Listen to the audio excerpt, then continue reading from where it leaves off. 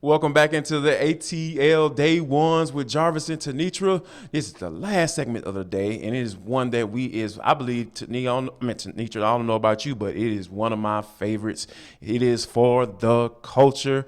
Before we get into the for the culture, though, because I think this is probably one of the more important things that we've seen done for a player posthumously is I think it's really cool, and I think definitely we'll need to touch on it. But I want to give a quick shout out to all of the people who have liked and subscribed to our YouTube page, Locked On Sports Atlanta.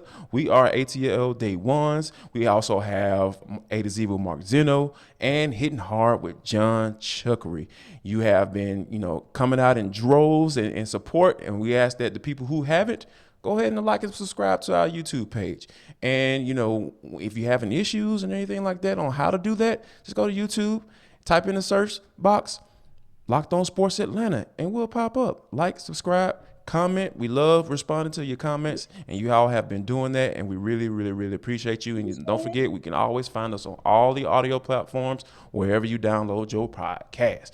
Yes. T, when you think about what Peyton Manning, who he is as a football player, I just know that I think about spokesman. I think Super Bowl winner, but when he does what he did for Demaryius Thomas, I think philanthropist is a word that I don't think it would be too far fetched, right, to use in this Right. particular case. Right.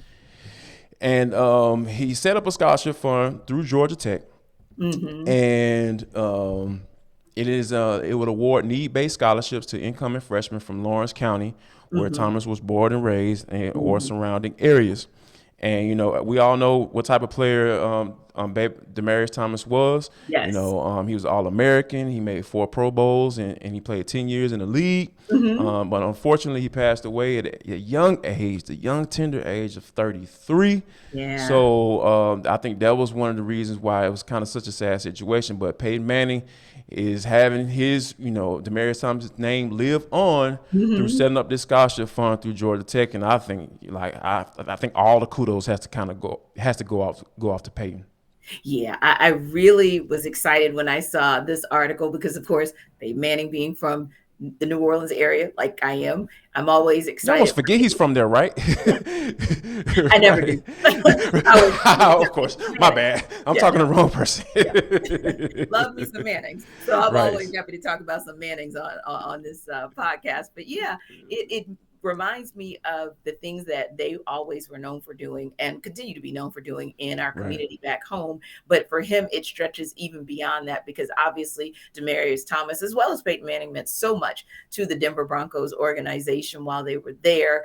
And you hear so many positive things. Like I can just remember the players who were taking to social media on the day that we all found out that Bebe, is his nickname is, was no longer with us, and it just really hurt. And for those of you who may know his story, just coming from South Georgia and how he was able to defy the odds, if you will, and just really was that great guy who, as we say, gone too soon. But what a way to just honor his legacy. And one of the things I love about it is it's need based because when you Yes. think about Georgia Tech is likely about scholarships that are merit based. And just Mm-hmm. coming from where I came from, that was one thing that I always appreciated because I went to a private school as well for college, just like Georgia Tech is.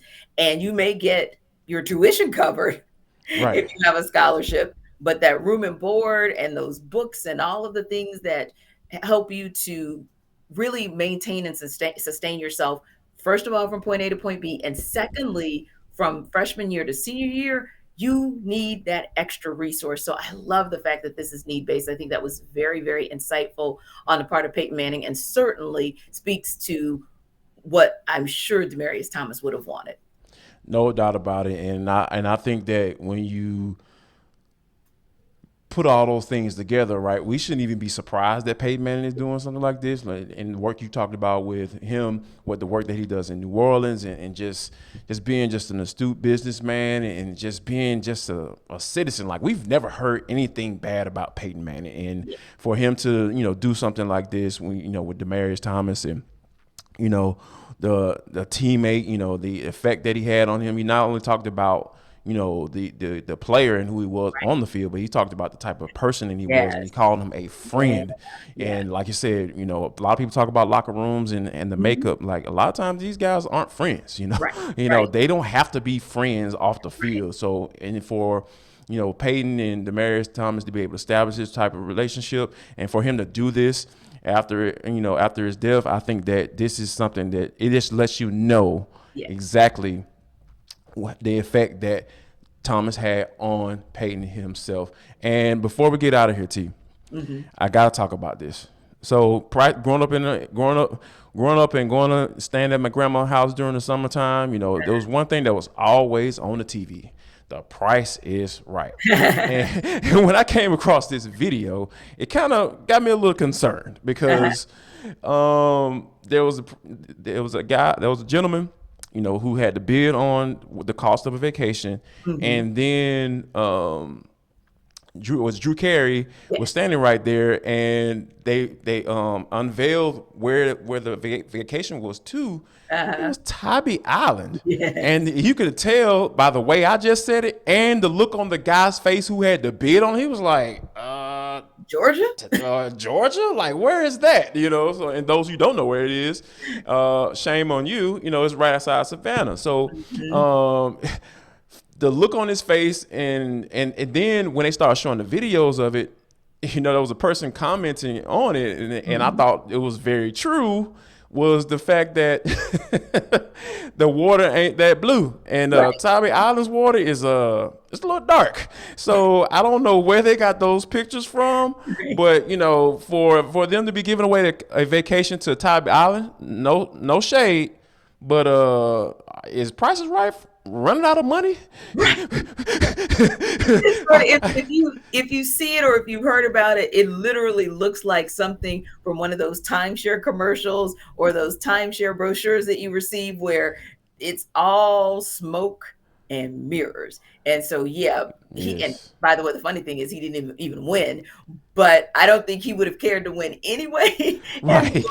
Tybee Island. But hopefully, Jarvis, there is somebody, whether he is at number 8, whether the Falcons go up or down, hopefully there's somebody that you and I will get a chance to speak to or hear from tonight that is excited about going to Flowery Branch. So we'll talk about that tomorrow. We'll get you guys' reactions, hopefully in our comments, and we'll give you guys our reactions. And hopefully it's a hell yeah, because we had some great hell yes for our number 8 picks. Jarvis, you want to tell them your number 8 pick one more time before we wrap this thing? Jermaine Johnson. And you know who co-signed? Jermaine Johnson. Yes. So Jermaine Johnson. Yes, we want to see that on the board. So that was our hell yeah, and really our hell no was just don't go and ask somebody to the receiver room on day one. Just don't. Just don't.